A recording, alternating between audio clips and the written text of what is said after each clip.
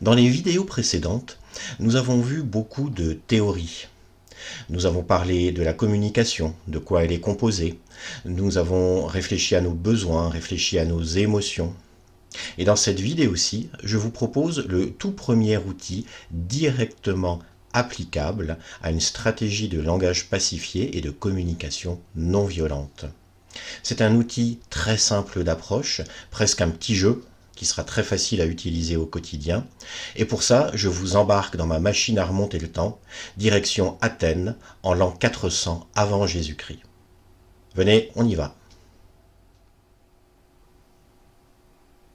Nous voilà donc arrivés dans la Grèce antique, plus précisément à Athènes, où nous allons rencontrer le philosophe Socrate. Cette histoire est probablement une légende, mais vous allez voir que la morale de cette petite fable est tout à fait transposable à notre époque. L'histoire se passe dans la rue, où Socrate se promène, et il croise une de ses connaissances. Cette connaissance, en l'apercevant, vient vers lui et l'interpelle. « Socrate, Socrate, viens, tu sais ce que je viens d'entendre à propos de ton meilleur ami ?» Et là, Socrate lui dit « Attends. Avant de t'écouter, j'aimerais te faire passer un test en te posant 3 questions. » L'autre, un peu étonné, lui dit « Un test, mais comment ça ?»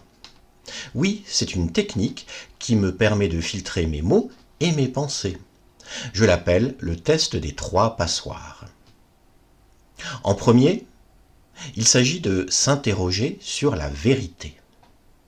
As-tu vérifié si ce que tu souhaites me dire est vrai ?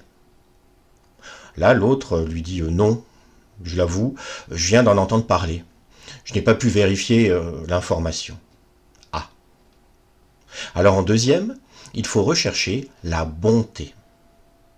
Est-ce que ce que tu veux m'apprendre à propos de mon ami est quelque chose de bien ? Là, l'autre réfléchit au non, alors c'est tout le contraire. Bien.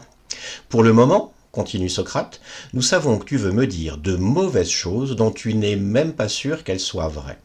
Alors, peut-être que tu peux encore réussir le test avec le dernier filtre, celui de l'utilité. Est-ce que ce que tu veux me dire sur mon ami est utile pour lui ou pour moi ? Et là, l'autre lui répond que, en fait, non, pas vraiment. Bien. Alors, si ce que tu souhaites me dire, lui répond Socrate, n'est ni vrai, ni bon, ni utile, c'est mieux de s'abstenir. Pourquoi veux-tu m'en parler ? Voilà donc une conclusion très intéressante et qui va pouvoir s'appliquer à énormément de messages, autant les messages que vous-même souhaitez émettre que les messages que vous allez recevoir. Demandez-vous avant de parler, est-ce que ce que je vais dire est vrai ? Est-ce que c'est bon ? Est-ce que c'est utile ? Et en même temps, pendant que vous écoutez un message, pendant une discussion ou quand vous lisez un email par exemple, demandez-vous si ce que vous êtes en train d'apprendre est vrai. Est-ce que c'est bon ? Est-ce que c'est utile ? Vous allez de cette façon déjà pouvoir désamorcer énormément de pièges de communication. C'est un peu presque un jeu que je vous propose. Demandez-vous régulièrement, est-ce que ce que j'entends est vrai ? Est-ce que c'est bon ? Est-ce que c'est utile ? Ou bien avant de prendre la parole, est-ce que c'est pas simplement une manifestation de votre ego, un besoin de vous mettre en valeur ? Ça arrive très souvent. Pensez à ces 3 adjectifs, vrai, bon, utile.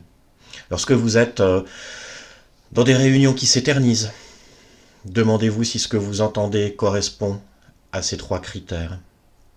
Ou vous-même, quand vous prenez la parole, quand vous faites un exposé, est-ce que ce que vous êtes en train d'expliquer répond aussi à ces 3 critères ? Vous pourrez très vite vous rendre compte aussi de la pertinence de ce que les autres disent. C'est un très bon élément de diagnostic envers vos interlocuteurs. Et puis lorsque vous rentrerez chez vous, lorsque vous voudrez vous détendre devant la télé par exemple, là aussi demandez-vous si tout ce que vous voyez, si tout ce que vous entendez correspond à ces trois paramètres. Inutile de vous parler aussi d'une certaine presse, qui est presque en permanence dans le faux, l'inutile et très souvent le malveillant. Nous sommes à une époque de clash, à une époque de punchline, à une époque où il faut casser son adversaire. Que ce soit dans la vie privée, dans les émissions de télé-réalité ou même dans le Parlement. La plupart des interventions des hommes politiques sont vides de sens. Elles ne sont là que pour flatter l'ego de la personne et pour mettre en avant son parti politique. Ces habitudes sont encore plus criantes sur les réseaux sociaux. Nous transportons, j'allais dire presque hélas, dans notre poche des vecteurs de haine, des vecteurs de ragots, des vecteurs de fausses informations. Je ne dis pas que c'était mieux avant, je ne suis pas à ce point-là un vieux schnock, mais les réseaux sociaux sont des outils. Et les outils, ils sont bons ou mauvais en fonction de ce qu'on en fait. Et il faut quand même constater que, à l'heure où j'enregistre cette vidéo, les réseaux sociaux sont devenus des égouts. Où non seulement les choses n'y sont pas forcément vraies, pas forcément bonnes et majoritairement inutiles. Et puis les réseaux sociaux, surtout, ce sont les plus gros vecteurs de fake news. Là, on n'est plus seulement dans la perte de temps et dans l'inutilité, on est carrément dans le domaine du délit. Parce que les fake news, ce sont des moyens de vous déstabiliser, de déstabiliser la société, et surtout de faire de vous les complices de cette propagande. J'insiste un petit peu sur ce domaine des fake news.